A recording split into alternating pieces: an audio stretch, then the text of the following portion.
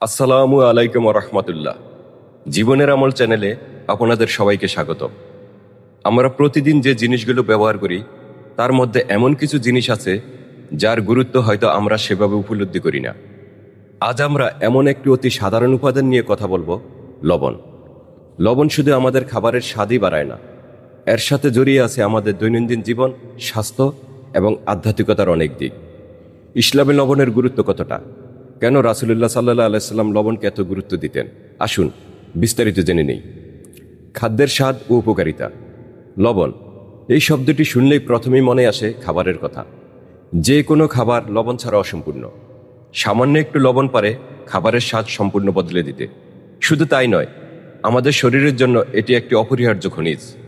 শরীরে লবণের ভারসাম্য না থাকলে নানা ধরনের শারীরিক সমস্যা দেখা দেয়। ইসলামে খাবারকে একটি নিয়ামত হিসেবে দেখা হয়, আর এই নিয়ামতকে উপভোগ করার জন্য আল্লাহ তাআলা লবণের মতো উপাদান সৃষ্টি করেছেন। এর মাধ্যমে তিনি আমাদের কৃতজ্ঞতা প্রকাশ করার সুযোগ দিয়েছেন। রাসূল সাল্লাল্লাহু আলাইহি সাল্লামের সুন্নাহে লবণ। রাসূলুল্লাহ সাল্লাল্লাহু আলাইহি সাল্লাম আমাদের জীবনে প্রতিটি ছোট বড় বিষয়ে নির্দেশনা দিয়ে গেছেন। লবণের বিষয়ে তিনি ছিলেন অত্যন্ত সচেতন। তিনি প্রায়ই খাবার শুরু করার আগে বা পরে সামান্য একটু লবণ খেতেন। ইমাম গাজ্জালির একটি কিতাবে উল্লেখ আছে, খাবার শুরু করার আগে সামান্য লবণ খাওয়া 70টি রোগের প্রতিষেধক। যদিও এর হাদিসের কোনো সরাসরি সনদ নেই, কিন্তু এর মাধ্যমে বোঝা যায় তৎকালীন মুসলিম সমাজে লবণের গুরুত্ব কত বেশি ছিল। আরেকটি বর্ণনায় আছে, রাসূল সাল্লাল্লাহু আলাইহি সাল্লামকে একবার জিজ্ঞেস করা হলো, হে আল্লাহ রাসূল, কোন জিনিস সবচেয়ে উত্তম? তিনি উত্তর দিলেন, সবচেয়ে ভালো সেই জিনিস যা কম হলেও যথেষ্ট হয়। এখানে লবণের উপযোগিতাকে ইঙ্গিত করা হয়েছে। সামান্য একটু লবণ অনেক কিছুকে পূর্ণতা দিতে পারে। লবণের আধ্যাত্মিক ব্যবহার। লবণের ব্যবহার শুধু খাবারেই সীমাবদ্ধ নয়, ইসলামে এর কিছু আধ্যাত্মিক তাৎপর্যও রয়েছে। নাম্বার 1, পানি শোধন।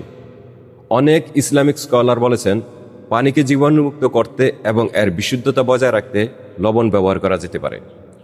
ইবনে শিরিন রহমতুল্লাহ বলেছেন, যদি কোনো ব্যক্তি তার স্বপ্নে লবণ দেখে তবে এটি তার জীবনের স্বচ্ছতা এবং কষ্টের পর স্বাচ্ছন্দ্যের ইঙ্গিত। নাম্বার 2, শয়তানের প্রভাব থেকে রক্ষা। লোকমুখে প্রচলিত আছে লবণ শয়তানের প্রভাব দূর করতে সাহায্য করে। যদিও এর কোনো সরাসরি হাদিস নেই, তবে এর পেছনের যুক্তি হলো লবণ পানিকে বিশুদ্ধ করে এবং নোংরা পরিবেশে শয়তানের প্রভাব বেশি থাকে। লবণের ব্যবহারের মাধ্যমে পবিত্রতা বজায় রাখা যায়। দৈনন্দিন জীবনের শিক্ষা। লবণ আমাদের দৈনন্দিন জীবনে কিছু গুরুত্বপূর্ণ শিক্ষা দেয়।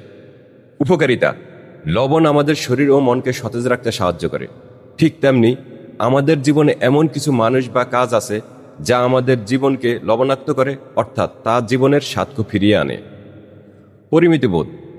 অতিরিক্ত লবণ যেমন কোনো খাবারকে নষ্ট করে দেয়, তেমনি জীবনে কোনো কিছু অতিরিক্ত করা ভালো নয়। প্রতিটি কাজে পরিমিতিবোধ বজায় রাখা ইসলামের একটি গুরুত্বপূর্ণ শিক্ষা। সাদৃশ্য। লবণ যেমন সহজে সবার সাথে মিশে যায়, আমাদের উচিত সব মানুষের সাথে সহজে মিশে যাওয়া এবং তাদের প্রতি সহানুভূতিশীল হওয়া। লবণ একটি অতি সাধারণ উপাদান যা আমরা প্রায়শই অবহেলা করি, কিন্তু এর মাধ্যমে আল্লাহ আমাদের জীবনকে কতটা সুন্দর করেছেন তা ভাবার বিষয়। ইসলাম আমাদের প্রতিটি ছোট বড় বিষয়ে সচেতন হতে শিখিয়েছেন। লবণ শুধু আমাদের খাবারই নয়, আমাদের আত্মাকেও পুষ্টি দেয়। তাই আসুন প্রতিটি নিয়ামতের জন্য আল্লাহর শুকরিয়া আদায় করি। ভিডিওটি ভালো লাগলে লাইক, কমেন্ট ও শেয়ার করে অন্যদের দেখার সুযোগ করে দিন। আর আমাদের চ্যানেলটি সাবস্ক্রাইব করে জীবনের আমল পরিবারের অংশ হয়ে যান। সবাই ভালো থাকবেন। আল্লাহ হাফেজ।